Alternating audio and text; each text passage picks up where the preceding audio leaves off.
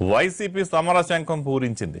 2019 ఎన్నికల లక్ష్యంగా 9 కీలక అంశాలతో మేనిఫెస్టోను ప్రకటించారు ఆ పార్టీ అధ్యక్షుడు జగన్.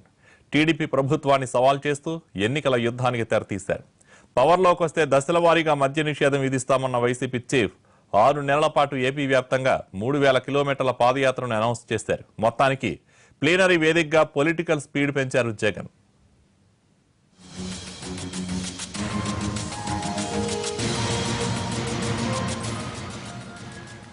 అక్టోబర్ 27 నుంచి రాష్ట్ర వ్యాప్త పాదయాత్ర చేపట్టబోతున్నట్లు ప్రకటించారు వైఎస్ జగన్. ఇడుపులపై నుంచి మొదలుపెట్టి ఇచ్చాపురం వరకు 6 నెలల కాలంలో 3000 కిలోమీటర్ల పాదయాత్ర చేయనున్నట్లు ప్రకటించారు. వైసీపీ ప్లేనరీలో ముగింపు సభలో మాట్లాడిన జగన్ అధికారం వస్తే చేపట్టబోయే 9 కార్యక్రమాలను వివరించారు. ఈ 9 కార్యక్రమాలను ప్రతి ఇంటికి తీసుకొని పోండి. ఇందుకోసం నేను కూడా వస్తా, కాలి నడకన వస్తా.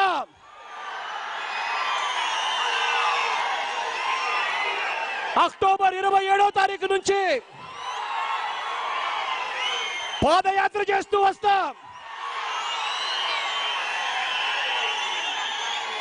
దాదాపుగా 6 నెలల పాటు దగ్గర 3000 కిలోమీటర్లు ప్రతి జిల్లాకు వస్తా, ప్రతి ప్రాంతానికి తిరుగుతా, మీతోనే ఉంటూ పాదయాత్ర చేస్తా. ఇడుపులపాయ నుంచి మొదలుపెట్టి తిరుమలకు వెళ్తా, మెట్లకి కొండ మీదకు వెళ్ళి దేవుని దర్శించుకుంటా.